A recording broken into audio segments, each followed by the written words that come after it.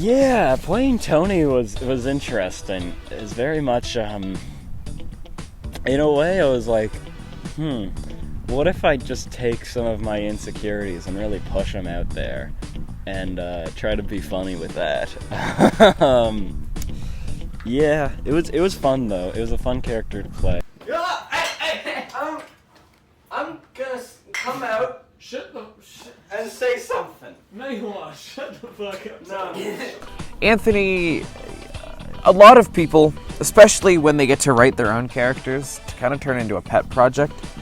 Not I. Anthony and I are not much alike.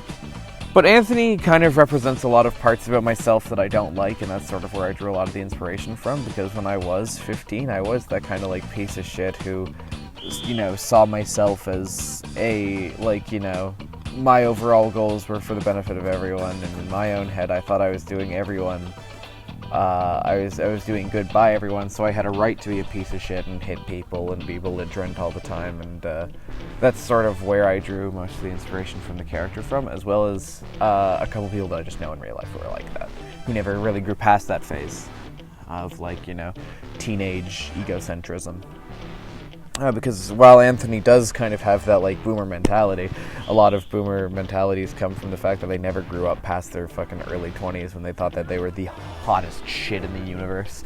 And that's Anthony's thing, is that he doesn't necessarily think he's the hottest shit in the universe. I think Anthony knows that he's a piece of shit. He just thinks that he is the only person who's smart enough, who is talented enough, and who has the presence of mind and the willingness to get shit done.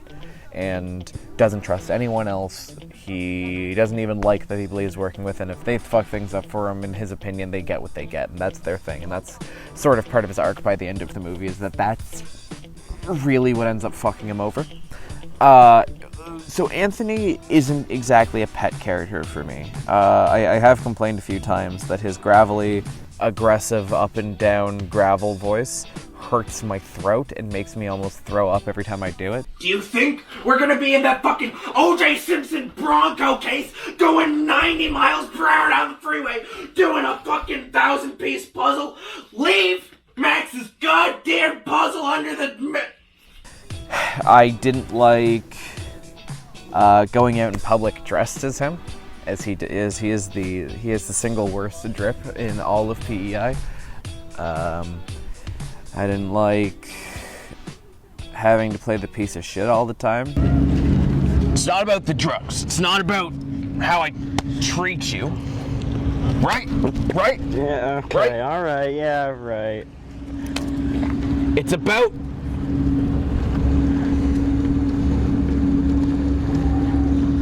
What's it about? I'm not feeling the scene. Okay.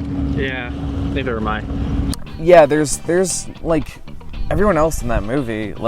Jeff had a shit ton of fun playing Frankie, and as did Nico with Tony. Obviously, Nico loves Tony and always would weirdly justify Tony's actions within the story, which is not a thing that I've ever...